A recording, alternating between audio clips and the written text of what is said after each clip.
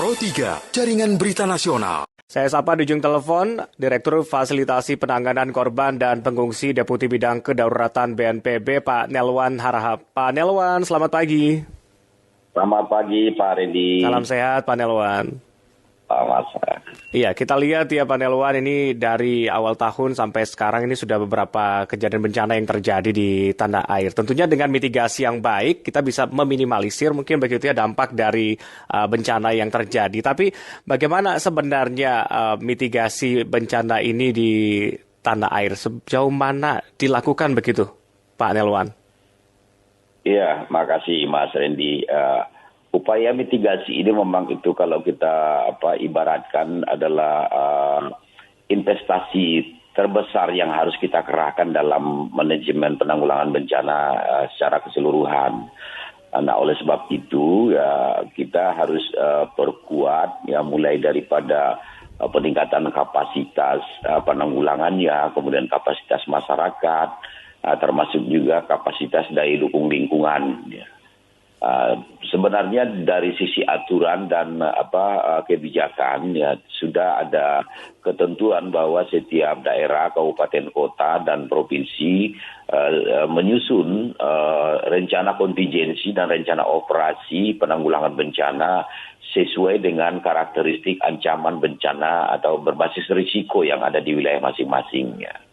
Perlu kita pahami bahwa setiap daerah itu ya bisa jadi terpapar dengan 5 sampai dengan 10 jenis ancaman bencana, dan setiap ancaman itu harus kita persiapkan rencana kontingensi, bagaimana mengenali risikonya dan bagaimana kita juga menghadapi risiko itu ketika misalnya benar-benar terjadi bencana.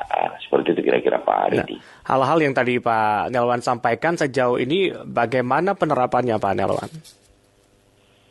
Di beberapa tempat memang, di beberapa daerah itu sudah cukup baik ya. Itu ditandai dengan kalau kita lihat tren kejadian bencana belakangan ini, meskipun frekuensi dan intensitasnya bertambah, tetapi jumlah korban dan kerugian sudah mulai menurun ya. Kecuali di beberapa tempat mungkin yang sifatnya bencana yang kejadiannya dadakan ya.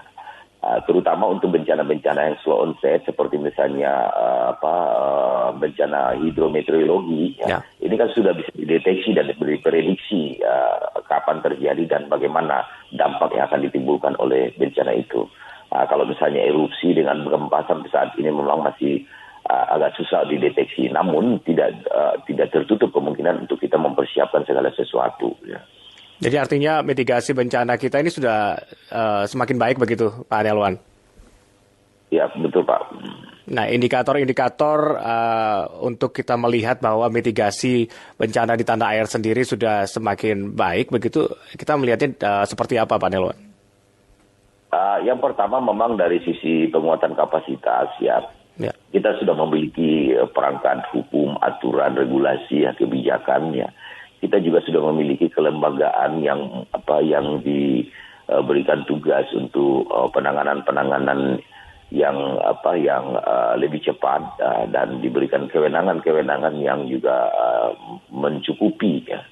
Di mana di dalam urusan penanggulangan bencana ini kan sudah ditetapkan sebagai urusan bersama, dan untuk pemerintah daerah sendiri ini kan ditetapkan sebagai urusan wajib pelayanan dasar ya. Kemudian yang berikutnya kita juga sudah memberikan pemetaan risiko bencana yang bisa diupdate setiap saat. Beberapa fitur juga sudah bisa bahkan disebarluaskan kepada masyarakatnya. Namun memang ada hal yang perlu kita sadari juga ya.